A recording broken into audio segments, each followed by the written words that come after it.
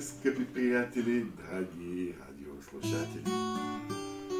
В тихата и свята коледна вечер искам да ви поздравим с едно стихче и с една коледна песничка. Сняг се сипе на парцали, а камината се пали. Вънка силен вятър вей, вътре огънят ни грей. С усмивка на лицата поздравяваме децата. Дар безценен са за нас в този вълшебен чуден час. Тихо свеждаме глава с молитва на уста. Благодарим за любовта, щастието, радостта. Щом навред ни ти дари, щедро да ни озари. Нека Божията любов да ни озари като огъня на топлата камина, да се опитаме да изпеем една песничка.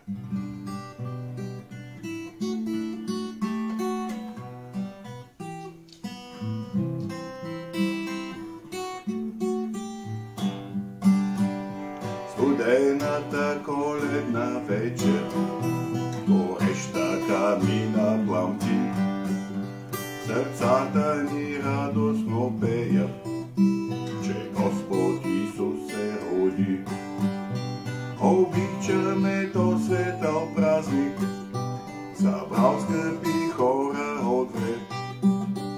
На Бога да бъдеш посланник, с Господа смело напред. Обичаме то светъл празник, събрал скъпи хора отвред. На Бога да бъдеш посланник, с Господа смело напред. За всяка нова година, през болки, тревоги, сълзи, с вяра смело премина до яслата близо бъди. Обичаме то светъл празник, събрал скъпи хора отвред. На Бога да бъдеш посланник, с Господа смело напред. Честито Рождество Христово!